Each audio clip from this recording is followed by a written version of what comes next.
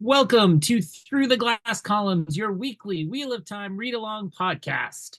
The Wheel of Time turns and ages come and pass, leaving memories that become legend. Legend fades to myth, and even myth is long forgotten when the age that gave it birth comes again. That is your host, Greg, who somehow still knows very little about the Wheel of Time, even though he usually pretends otherwise.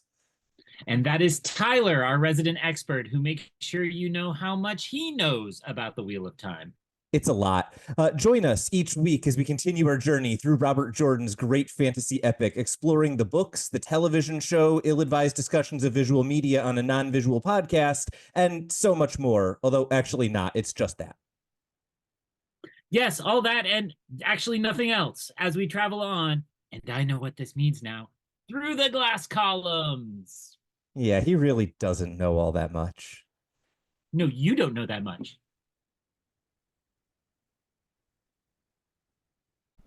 Hello, everyone, and welcome back to Through the Glass Columns, your weekly Wheel of Time read-along podcast. I, of course, am your host, Tylor, who knows the Wheel of Time and loves the Wheel of Time, and honestly is really excited whenever we get to about chapter 25 of a Wheel of Time book, because I think it's going to start getting good around there. And I am joined by Greg, who is laughing at me saying that because it didn't quite get that good this week. Greg, how are you feeling about the Fires of Heaven, which I think fits the pattern of the Wheel of Time books fairly well, but at a time when I think we were both maybe hoping to ditch the slow start pattern of the Wheel of Time books. Yeah, I think my chuckling was because nope, not there yet. We're still kind of in a holding pattern, it feels like, as we prepare for really cool stuff. So, I don't think I'm at the real frustration level yet, but I had hoped we'd get a little more action than what is here. But there's some kind of cool stuff. I mean, a little too much dream time for listeners know my attitude about it, but I do think there's some good insights here and some things I certainly want to ask about as we piece together not just one or two, but three chapters of Wheel of Time. So we are talking about Chapter 24, A Message Sent, Chapter 25, Dreams of Galad, and 26, Sallie Daera, the inspiration for my Zoom name tonight, which is Greggy Daera. And only Tylor gets to see those, but I'm going to start sharing them so people know how clever I am. It's worth noting I did begin our Zoom call by saying that was my favorite one so far, but I don't think you could hear me because of your tech issues. Greggy Daera is solid. I think we've gotten like the Greg Reborn and things like that in the past, but good work. I don't really have too much else intro here, in part because I think these are three very different chapters, and so it's hard for me to give any introductory remarks about all three of them when they're kind of dancing around such different things. Did you have any kind of overall impressions here before we dive into the first of our three chapters? I would say that the impression I think they wanted to give it, at least across the first two, is that things are much, much too complicated. And in my mind, when an author like Robert Jordan is setting that up, he is showing you this very precarious house of cards that is going to come crashing down in a million different ways. And I think at the end of the second chapter, we maybe get a hint at why that might be so, or what forces will do the crashing down of the house of cards. But I would say that was kind of my overwhelming feeling. The third doesn't quite fit into that pattern, although it does show a bunch of really upsetting complications that are, things we'll have to contend with moving forward. So, yeah, that's my general feeling. But I would love for you to take us to Chapter 24, A Message Sent. And I am happy to do so. Egwene watches the Aiel marvel at trees and grass and small rivers, and she seems amused by it. She enters her tent after it is set up, and she laments the amount of softness that she now shows because she has to rest her feet after only a few hours of walking, and she thinks of a number of other things, like the lack of water and how she is being approached by the guy Shane, all of which kind of illustrate that she is becoming more Aiel than I think we might have expected. It's also worth noting she observes describes what she thinks of as likely a drought in the area, but she doesn't know the area well enough to confirm that's definitely true. She eats her dinner, and then she thinks that Rand is especially a picky eater, which apparently is something that Rand has thought about her as well, and then she lights a torch and begins reading her book, which is a collection of tales about Gaidal, Birgitte, and other heroes of the Horn, and she thinks about how she shouldn't enjoy the romance, but she does. She is waiting till later in the night when Nynaeve will be asleep, and she is able to join her in Teleron Riode, and she thinks that both Elaine and Nynaeve likely overreacted to Galad because she thinks he wouldn't actually cause that many problems for them. She does think that the last time she met with Nynaeve seemed somewhat cowed, and she is kind of excited to see whether that continues as she enters Teleron Riode, and she gets tired enough that she falls asleep earlier than she originally intended to. She then arrives in Teleron Riode in a Cadden Sower and thinks that the Wise Ones would be upset at her for wearing this, and when she changes her clothing, her clothes flicker back and forth before eventually settling on Aiel clothing. She hears hushed voices and embraces Salidar because she's worried about the Forsaken, and then she goes to look and instead sees Elaine and Birgitte, and she thinks that she must have been imagining this because of the book making her think about Birgitte, and then before she can check again, Amis arrives and questions her on her early arrival. She explains dozing off early, and the Wise Ones seem to accept this, but then Bear seems somewhat frustrated and suggests that she may need to be on a tighter leash going forward if she continues to take these sorts of small risks. Egwene says that it is Elaine, not Nynaeve, who is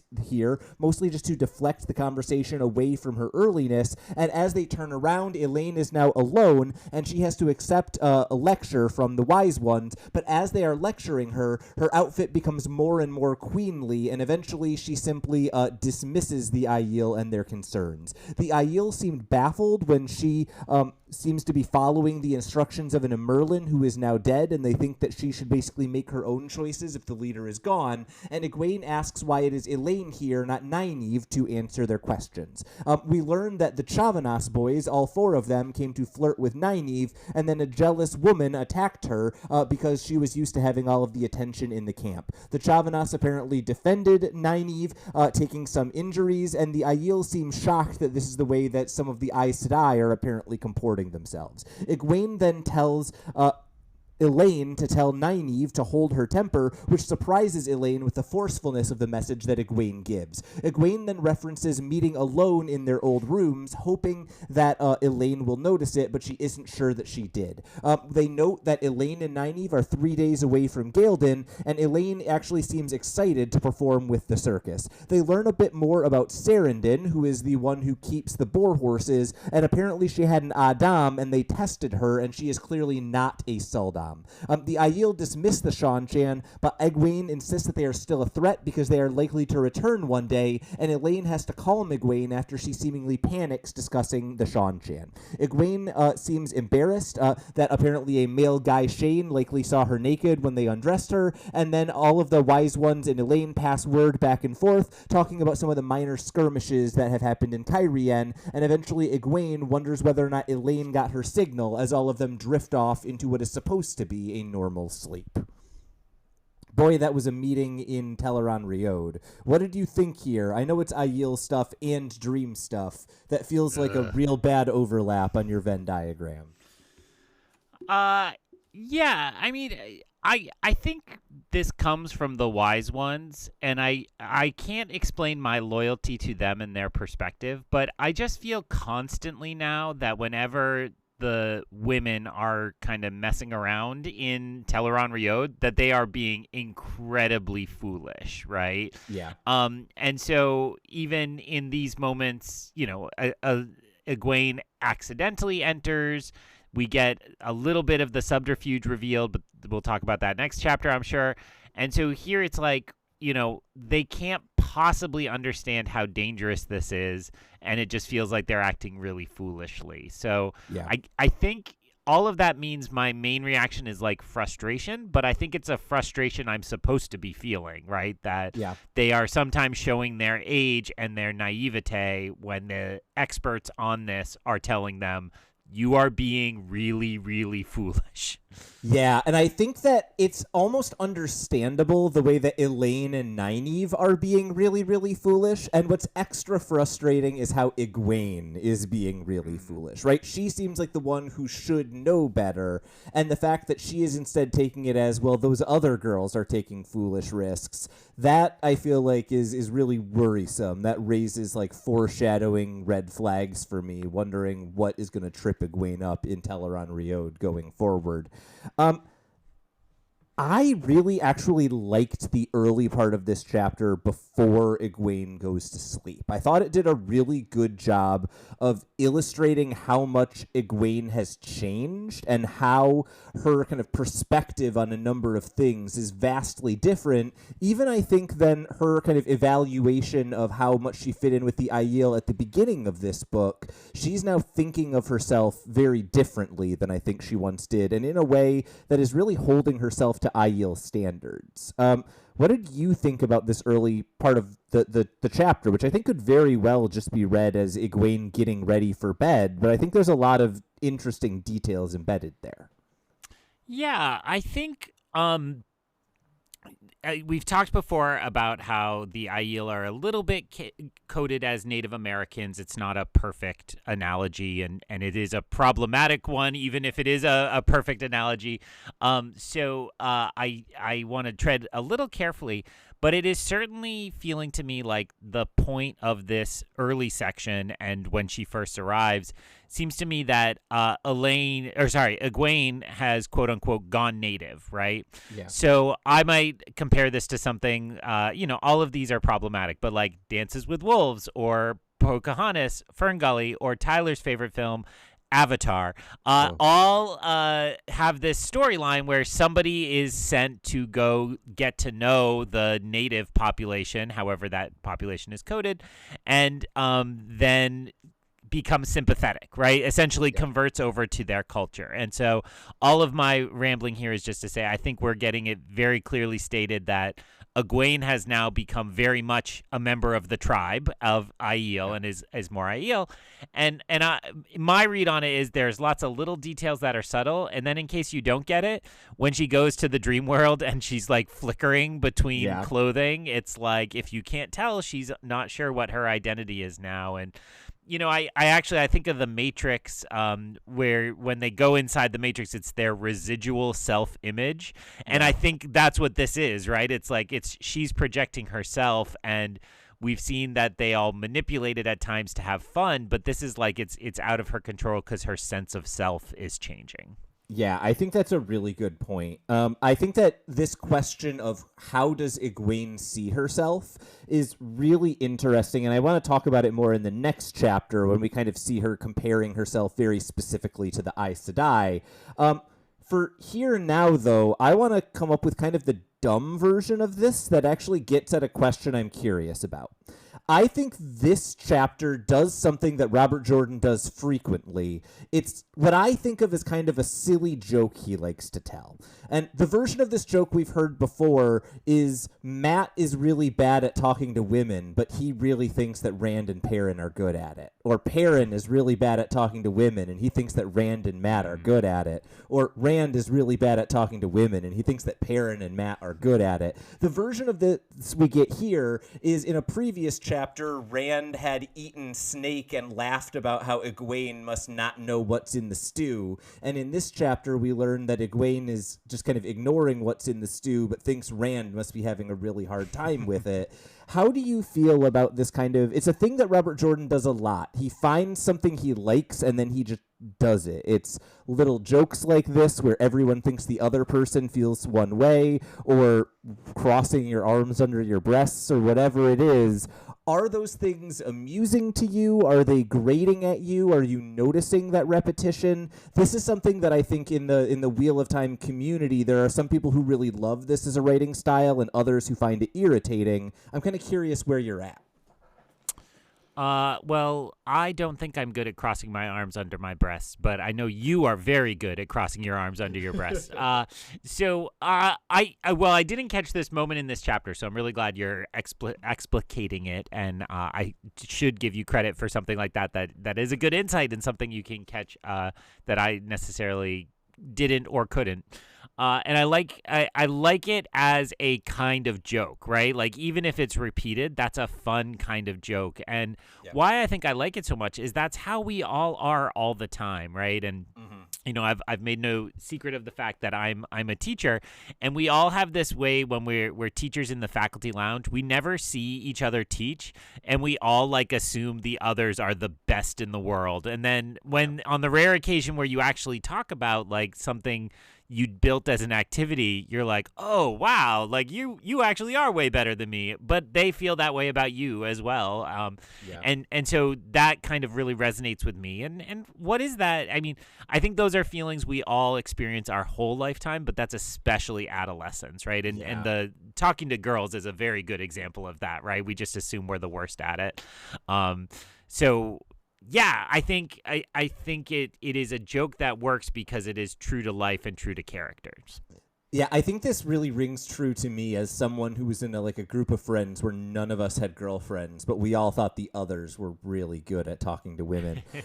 The other just kind of quick note in this early section of the chapter I had a lot of fun reading about Egwene reading stories, right? Hearing what are just like little snippets of all of the different heroes and what they did. And then I also kind of thought this commentary that Egwene makes on her own reading was really interesting. Like, I think Robert Jordan is almost like meta commenting, like, there are a lot of people who dismiss romance and maybe we shouldn't. And I think he's both talking about him including romance in his books, which we've been a little dismissive of, but also, like, let's be real, romance in the past 10 years has brought a lot of people into fantasy as a genre, and we should not be judgmental about that. Like, more people are reading fantasy, and that's awesome. Yes, and my wife is a bookseller. She works for a publisher now selling books, but she was previously a bookseller on the other side too. And the way romance as a sector of the publishing industry has been on fire in all the best ways is pretty incredible. So both in drawing people into different genre spaces, but I think a lot of the views of romance are based in kind of pure misogyny, right? It doesn't speak to men, and so it was dismissed as silly and frivolous and got treated as such by publishers, right? I mean, if I liked romance books, I would not want to sit with a Fabio cover on the beach, but now you see they're kind of more the like Technicolor aesthetic, kind of the pastels and Instagram colors. And like those are really appealing and they look good because they're not embarrassing. And I think Robert Jordan is honestly nailing how this works in the real world, right? What is behind that explosion in romance? It's the existence of ebooks where people can get on the train and read their smutty literature and no one can judge them, right? And so nice call. Yeah. And so this idea that Egwene goes and hides in her tent and then reads it, nailed it. Yeah, and just to state the obvious, he's so far ahead of this trend then, right? Like, because he's writing this in the early 90s when it's kind of the height of the dismissal of genres like romance. And, I was thinking with my comments on covers, fantasy experiences that too, right? Like when it's like van art on the cover, I would be embarrassed to read that somewhere at work. But when I have my nice generic, it's just yellow and says the fires of heavens, I would pull this out on my lunch hour and not feel any shame. And there are obviously worse fantasy covers for that than others, but it is, And I am a sucker for I'm a literature person, so I'm a sucker for somebody reading inside a story and getting a sense of the stories that circulate in a world.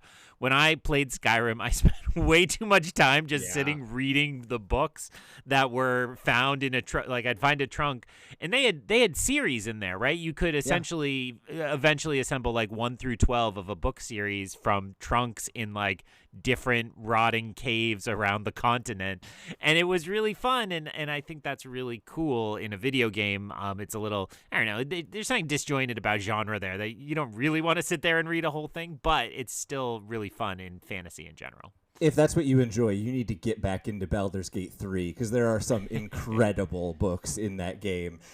I don't really have too much else to say before Egwene goes to sleep, and I'll be honest, I don't really have a whole lot to say after she goes to sleep for this chapter. There's a lot of Egwene getting hints at things that we know and Elaine not being able to say things that we already know, and like it gets messy very quickly where it feels like we're getting a lot of information we already had. So I'm really curious, in the dream section of this chapter, what stood out to you? Because I think my answer is like 2 really little moments and not much else. Well, I think I just want to get the basic logistics down to make sure we have it for me and other fresh listeners. So Egwene arrives early and kind of peeks around a column and sees Brigitte meeting with Elaine, and this was covered in your summary. I wasn't totally zoned out, and so when that happens, and then while she's kind of behind the column, that's when Amis shows up, and they kind of have that discussion, like, you're here early, like what's going on, and kind of piecing that together. How she fell asleep, which they are not mad about, and they kind of seemed like they were essentially prepared for something like this to happen. And so then while Amis and Egwene are talking, Elaine just kind of finishes with Brigitte, and Brigitte fades out. And then the 3 have the kind of scheduled meeting. Correct. Now, I understood the chapter title name to be, the message, as I understood it, is that Egwene wanted to tip off Elaine that she wanted to have a private meeting kind of after the fact. Is that accurate? So I actually love this chapter title because I think that is accurate, but I think there is also an argument to be made that we should maybe be paying more attention to the message that Egwene sends to Nynaeve, which could be the other meaning of this chapter title. But yes, I think your interpretation is probably the most likely one. And, well, I think my other questions about that are actually better in the next chapter when we can talk more freely. So then, when it comes to like the substance of what happened, it seemed like the most surprising to me is like actually quite a bit of time has passed, and both the circus plot line and the Aiel plot line have gone further, like a week further than we maybe had expected or had last seen them. And then they all updated each other, and Nynaeve and Egwene are still, I mean, if it were men, we'd call it a pissing contest. So I think we should call it a pissing contest. They're in a pissing contest to see who's more in control and who can kind of be the more powerful in the group. Yeah, and I think that last point is the one that was most interesting to me in this chapter, because we get to see Egwene's almost like disappointment, it seems like, when Nynaeve isn't there. Right before she goes into Teleron Riod, her thought is something like, I want to see Nynaeve because I want to see if she will continue to be kind of that lightly subservient attitude that Egwene got at the end of their last encounter. And then when she's not there, Egwene is almost just straight up disappointed about that. And so this made me initially wonder, like, is Nynaeve running from Egwene until we got such a good explanation of why Nynaeve is not actually in Teleron Riod, right? So that I kind of felt like that was exactly what I wanted to focus on, and then it got like torn away from me when Elaine was here instead of Nynaeve. I think that sounds right to me, right? You're a messy bitch and you love your drama, and it's not here, right? It's somewhere else. Can I say that's an internet cliche that I reference in class way too often because it gets such a good laugh if I say I'm a messy bitch. Like the whole class dies and is silly.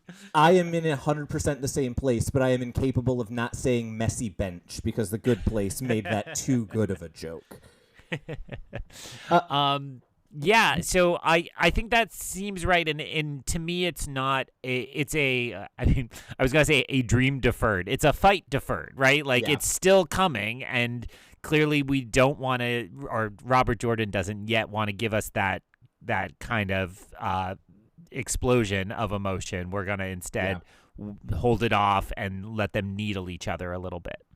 Yeah, and I think that's really smart by him, right? I think what makes this series work is when characters talk, it has a lot of setup, and so I think that he's smart to give that more time to simmer. My 3 notes on the rest of this chapter are very brief. One, Nynaeve is apparently the lady that everyone in the circus is after. And I don't have anything to say about that, but I just need to smile about it briefly and see if you have anything to say about it. Did the substance of Elaine's story do anything for you? Did you enjoy it? I didn't really care. I think that circus plotline I want to see more than I just want to hear rumors about that. But it sounded more like Nynaeve must be totally annoyed because not just does she not like that kind of frivolous, silly attention, but she also is committed to Lan. So there's no alley there, even if she liked it. So then my last 2 notes on this chapter are things that characters do subtly, I think without really noticing. So one is when the conversation turns to the Seanchan, Egwene clearly has more or less a panic attack or some sort of PTSD reaction, and her narration doesn't describe how nervous or anxious she is, but Elaine responds very strongly as if she is having a strong reaction. The other version of this that was actually maybe my favorite moment in the chapter is when the wise ones are berating Elaine, and without even thinking of it, her clothing becomes more and more like her mother's, including eventually having a crown at the end of the upbraiding. And I thought both of those were really telling moments for our characters, of Elaine maybe having a inner strength that she isn't quite acknowledging, and Egwene having still a pretty kind of gaping weakness that I think she's not quite dealt with yet. It's handy to have a device like this residual self-image thing that can just literalize things. So if you are missing the subtext, here it is. And that sounded a little rude, but no, I think it's actually pretty smart to use it like that, and totally works in all the ways you just described. Any last thoughts on A Message Sent before we dive into some Dreams of Galad, which just by the title is not your favorite chapter? No, I'm good. I think everything I have to say about this chapter is actually better in conversation when we look at the fullness of it that we're going through. Absolutely. Chapter 25, Dreams of Galad. Egwene enters the space between dreams, which is definitely a new concept for us. She identifies the dreams of a number of those nearby, and eventually she shifts herself to her novice room in the tower. She cautiously meets up with Elaine, both of them disguising their clothing and their hair, and then Elaine says that Bear reminds her of Linny. Egwene asks Elaine outright about Brigitte, and she is told that Elaine is unable to speak of it, and eventually Egwene comes around to trusting her and not being willing to ask any additional questions, although she's very reluctant about it. Elaine apparently breaks a promise to herself and asks after Rand, and Egwene says that physically he is well, but he's become hard and arrogant, and he seems to be kind of dead set on enforcing whatever he wants in whatever way he wants. But Elaine seems to understand that weight of leadership and seems to kind of accept the change in him. They change their conversation to Nynaeve, who apparently apologized to the woman who attacked her, Littell, and barred any men from flirting with her, although apparently Valen Luca ignored that recommendation. And then Egwene insists on a strongly worded message being sent to Nynaeve, and Elaine is kind of surprised by that. But then Elaine also notes that Egwene is starting to resemble Rand and his arrogance. Elaine says that Egwene will be a Merlin someday, and Egwene's response is, if there is a tower, but Elaine insists there is likely a tower in exile somewhere, and Elaine tells Egwene that Moghedien is looking for them, and they tell each other to be cautious, and Elaine vanishes. At this point, Egwene makes her way to Elida's study and then begins reading a number of papers there. She gets a number of kind of updates on some of the things we've heard about around the world. Most notably, we learn that there was punishment for the agent who attempted to capture Nynaeve and Elaine, and there are now plans to bring them back. We also learn that there is construction begun on a palace for the Merlin. At this point, point, Egwene drops a number of papers, and the room flickers, and Galad enters, asking her to walk the gardens with her, while Lyanna and Siwan chide them for their seeming flirting in public, and she realizes this is wrong and is able to pull herself out of the dream and flees to Emond's Field. She thinks that she lost focus and was caught in her own dream, and then as she looks around Emond's Field, she sees Perrin's banners, both the red wolf head and also the red eagle of Manetheren, and then there is a flicker again. At this point, Gawain rides up and unsaddles near her, and she thinks that she is more excited to see him than she was to see Galad, and then realizes how confusing it was because she hasn't actually seen Galad recently. He asks if she misses him, and then starts talking about their son together, and she flees Teleron-Riod entirely, realizing that something is wrong, and eventually she falls asleep to her own much more peaceful dream of Gawain in the Two Rivers. We then switch to Moghedien's POV, which Greg is definitely going to forget by the end of this book, and Moghedien then watches Egwene leave, wondering at Egwene's strength in the dream, and thinking how she will punish Nynaeve, and now that she knows she is involved, Brigitte will be punished as well. So, exciting things in the dream, at least. Did that make up for the fact that the entire chapter takes place in dreams? Yes. I'm sorry, I'm distracted trying to remember. There was already like a one-page POV, and I was like, definitely remember this, Greg. It'll be in the game. And I couldn't tell you for a lot of money who that was Probably already. Padden Fame. Okay. This is more exciting. So I guess I want to lead off with asking a few questions that I think these are questions that I probably should know the answer to, but as we've established, I'm a poor, sloppy reader and forget things quickly. So the idea that Elaine and Nynaeve were meeting with Brigitte, I understood that to be a secret from the Wise Ones, right? That the Wise Ones wouldn't approve of them screwing around in Teleron-Riod, and so they wanted to keep that.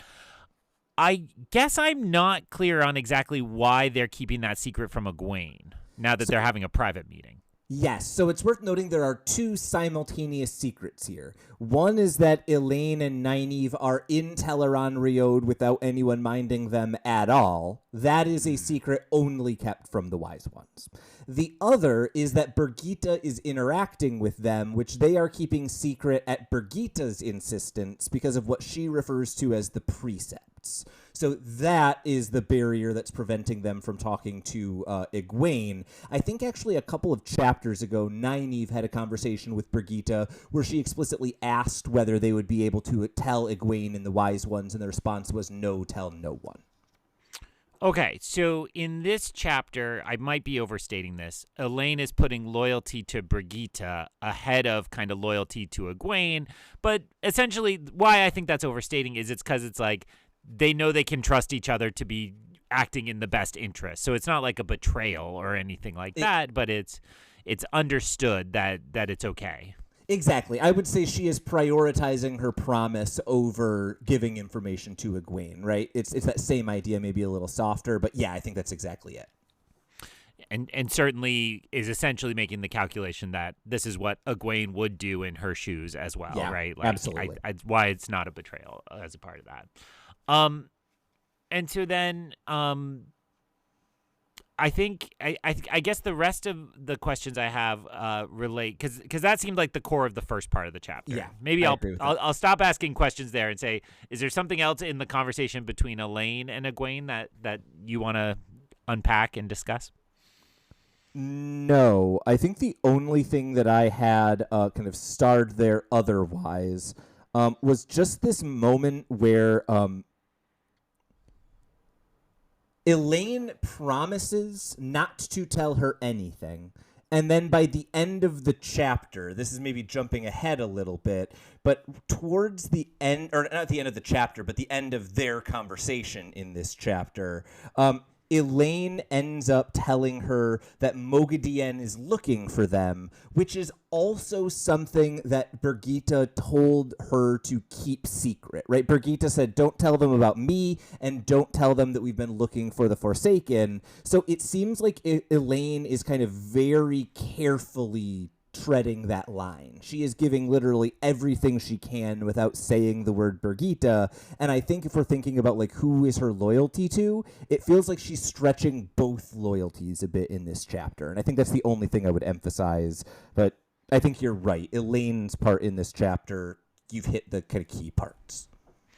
So I guess my question of the next section is if I understood the kind of broad physics of it correctly. So then Egwene is trying to control what's going on by moving on to do a little spy work on the letters and the correspondence. That's the word. The correspondence of the Amyrlin. And when we get these flickerings, it is her being pulled into something that more closely resembles a dream in our sense, like a dream we would have while sleeping. And I understood by the end of the chapter that the suggestion here is that she is being pulled that way by Moghedien or potentially Moghedien. Moghedien. Yes, Moghedien. And, Leanne is very present there. Is that the right L name? Liana, yes, is the right L name. My read is that Moghedien somehow kind of drew Egwene into her own dreams or her own memories, and that kind of caused all of the other characters that she remembered to kind of be manifested the way that they would be in her dreams. So I think Moghedien and Egwene were the only real people involved. I think Lyanna and Siuan and Gawain and Galad were all dream manifestations rather than actually involved. I just watched Nightmare on Elm Street for the first time ever, so this is making sense, right? Like, so Moghedien is pulling her into her own nightmares and dreams as a part of this. So then, to me, then we should interpret all those moments as parts of her subconscious acting out to distract her from her actual legitimate goals. Yes, and I wanted to draw a parallel between that and a scene that we have seen twice in this series already, the testing to become an accepted. Because I would not be surprised at all if what the test to be accepted is a Terangrial that does what Moghedien just did, right? Yeah. What Moghedien did is like took something of Egwene and pulled it out and made it real, and the test to be accepted does exactly the same thing 3 times and asks you to get out of it. So I don't know if I have anything to add to that, but I think that parallel is what I want to draw out. But I think you're kind of talking about it exactly the way that I understand it as a longtime reader. And especially that last one so closely resembled the Rand and I have a child. And, when that was happening, we kind of talked about when you have the hero's journey, how, there is often that temptation to not take the adventure. And that is the road not taken in this case, right? Yeah. And so it's weird to see that recast with Gawain. And then even Egwene is like, wait, Gawain? Like, that doesn't make any sense. Which, I'm kind of skipping my jokes about how silly it is that we're still like Egwene has to choose between these two, also there guys, two identical boys.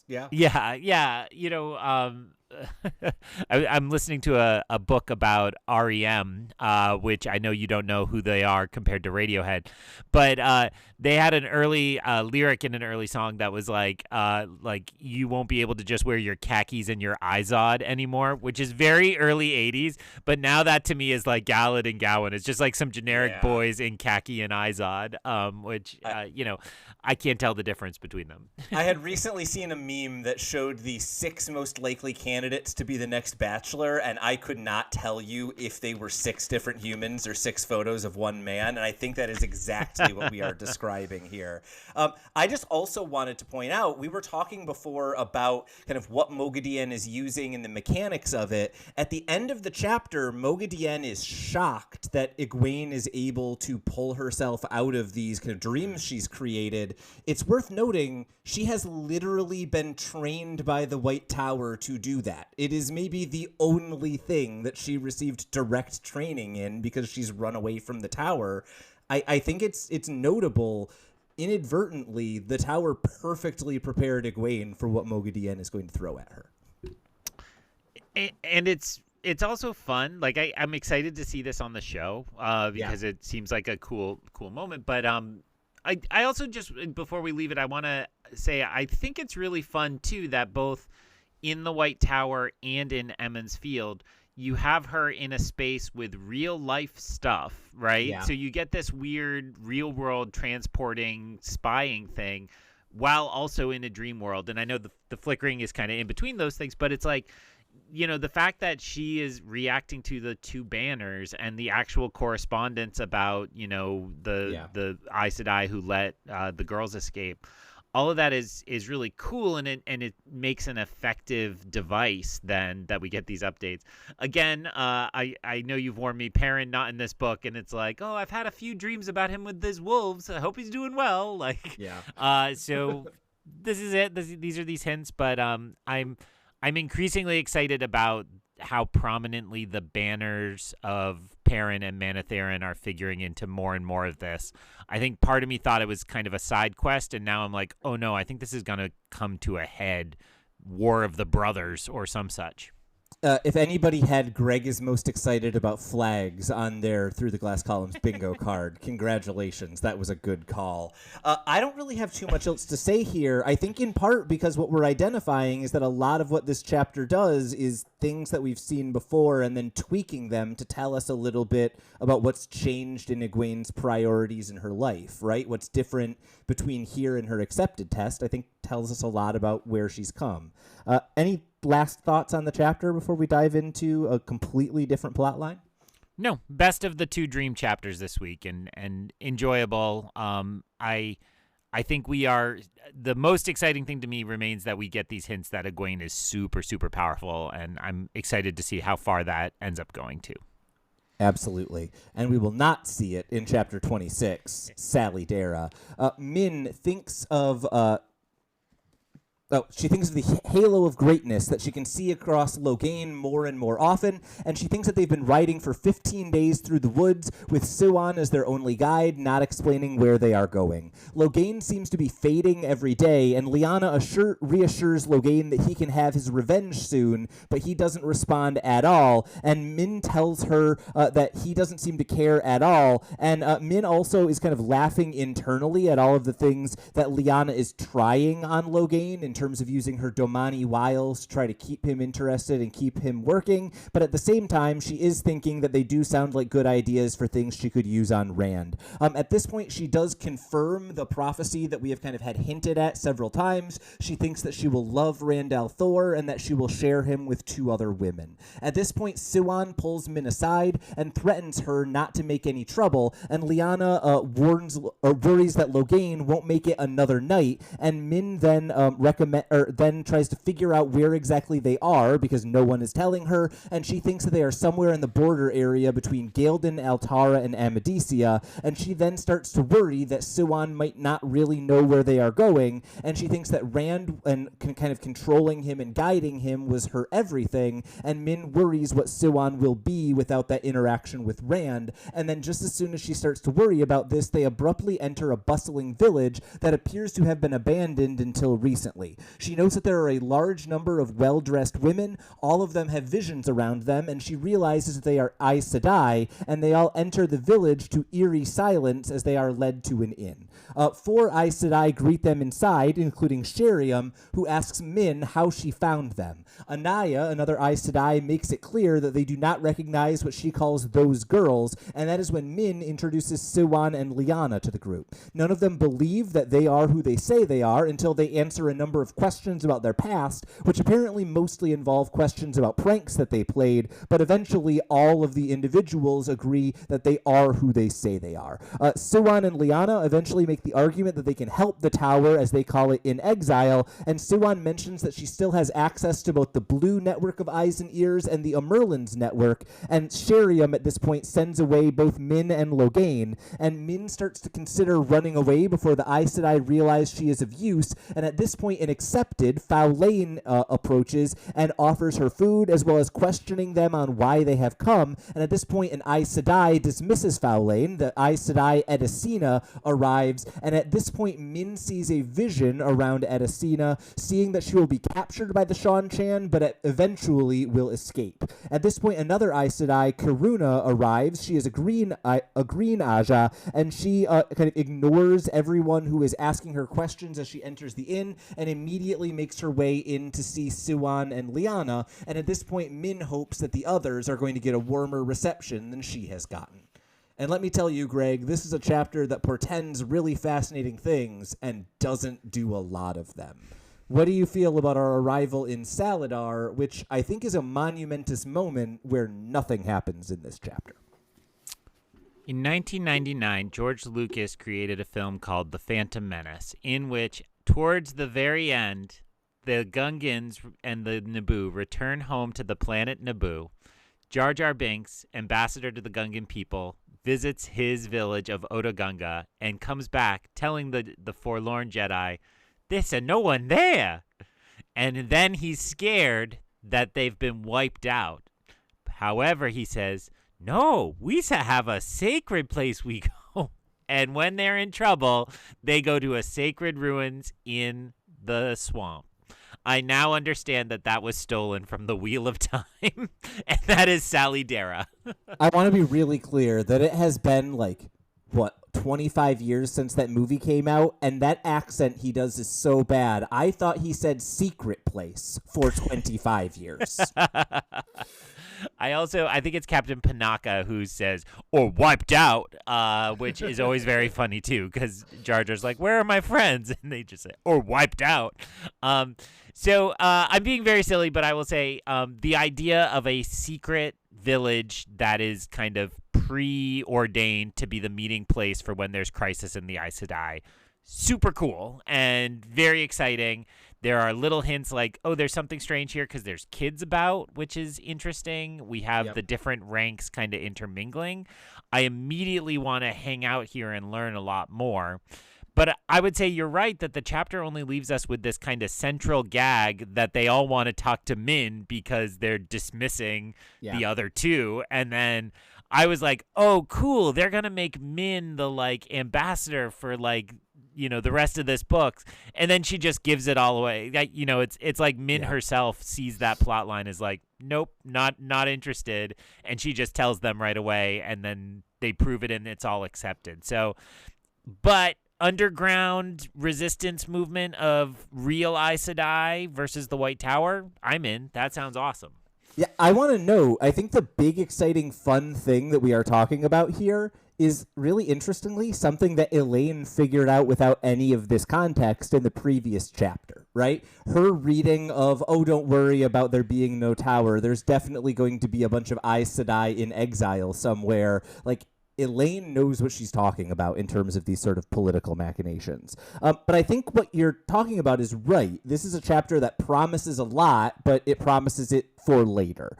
So what I want to focus on in the early part of this chapter is Logain, because I think he is a character who vanishes the rest of the chapter, but there's something really interesting about his fading that we are seeing here, right? How much he is kind of over time losing the will to live. And I think it's really notable that he is actually the normal one here, right? Siuan and Lyanna and Logain should all be going through this. And the fact that only one of them is, the weird thing is that Lyanna and Siuan are not fading, not the fact that Logain is.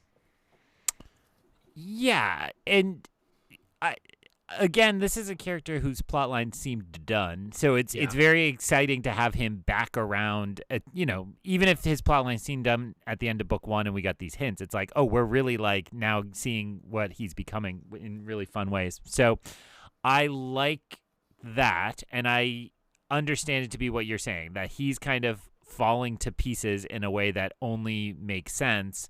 But the tension is that Min is just constantly aware that he's going to have great glory, right? That he's is it crowned in glory is essentially the language. Yeah, I think the way that she had described it previously is she saw like a glowing crown about his head, and she knew that that crown presaged kind of glory or greatness. And I thought that the moment that really sold that for me in this chapter is when she says, like, if Logain was on the ground dying, she would bet her life savings that he would get up and do something great sometime in the future. Like, that moment of her pure assurance, I thought really sold that idea that no matter how bad it looks, it's not over for him. And yeah, I mean, again, that's one of those things where I'm like, that's cool. See you in 6 books. Like, I have no estimation that that's like around the corner. I think that's like, you know, well, I think I actually don't know if I've talked before. I'm a huge Doctor Who fan, and the way Doctor Who has worked since 2005 is you have the monster of the week, and then you have the little hint for what will come at the end of the season. Yeah. That's how my brain is working. It's like, this is not a hint for this book. This is like the end of the season or the end of the series that we need to have established early that Logain is going to come up with something, truly heroic. Yeah. It feels to me, and I don't know actually if I've said this before, but it feels very Gollum, right? Yeah. That like, oh, he's used up his use. We should just kill him. But Gandalf tells us, no, he still has some part to play. And it turns out he's the hero of the saga, I guess, in some ways. 100%. He is the only good character. Boo, Frodo. We need to stop thinking he's the best. I do want to point out 2 really quick things here related to that. One is that Lyanna reminds us here why Logain is still going on, and it is apparently to get revenge on someone or someones. I think it was in a previous chapter, the hint was that this was in some way related to the Red Aja, or the people who captured and gentled him. And so getting her to say something like, your revenge is getting closer and closer, it really makes me wonder what plans they have for Logain, or how he's going to achieve that glory we're talking about.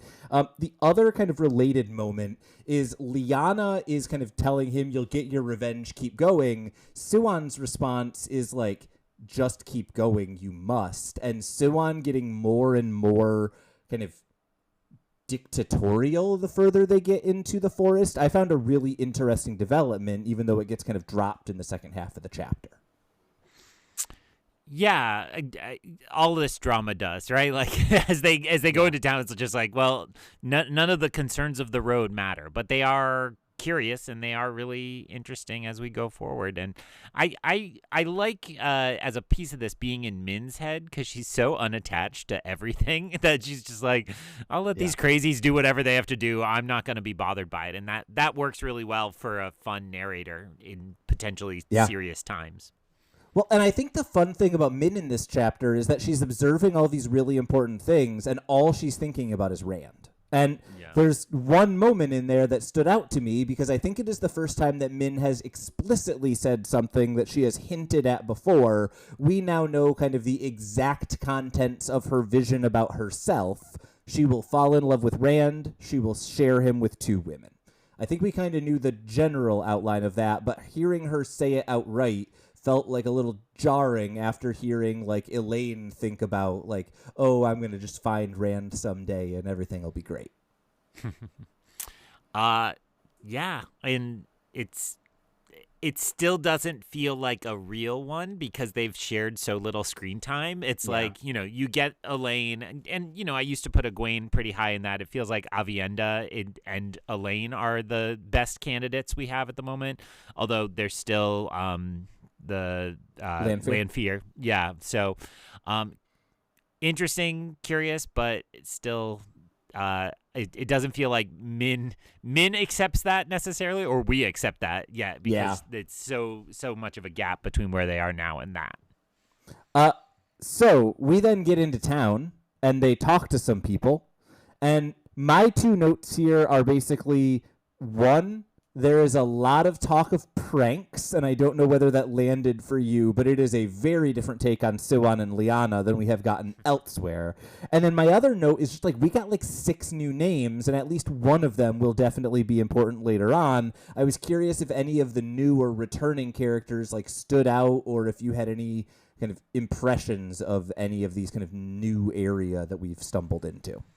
I think I would say it felt much more important that we just found a place with Aes Sedai, right? Like, I was wowed by, like, the village of the Aes Sedai more than any singular character kind of jumping out.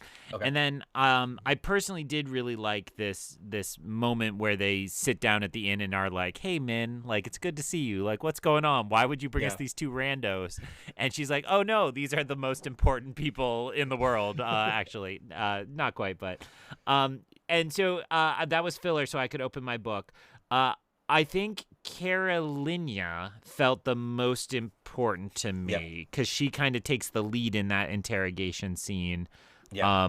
And I'm making sure I have this right. She's the one who has a little bit of history with it's Anaya who asks about the 22nd name day fight they had. So sorry, that wasn't Carolina, but Carolina felt big, and then the fact that one of them really it sounded like they were classmates, right? Like how if I ran into a high school friend, they would be like, okay, what did Mr. Joe always used to say, or something like that, right? Yeah, that was actually something that I wanted to know is like the people who are asking her questions. It's worth noting, Siwan has probably been the Merlin for like a decade, maybe has been Aes Sedai for like 2 decades or so.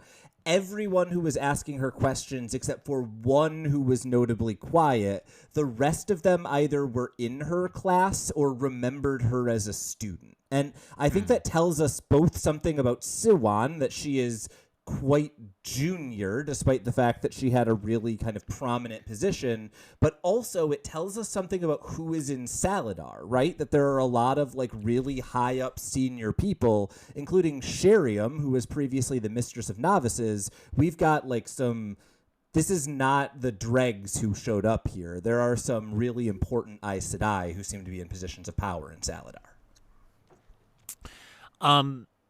And that all gives it the Harry Potter's parents feel, right? Yeah. Like this generation happened to be the most groundbreaking generation and so very important, and we just have to kind of uncover those relationships, and they exist kind of, roughly parents' age to our main characters, right?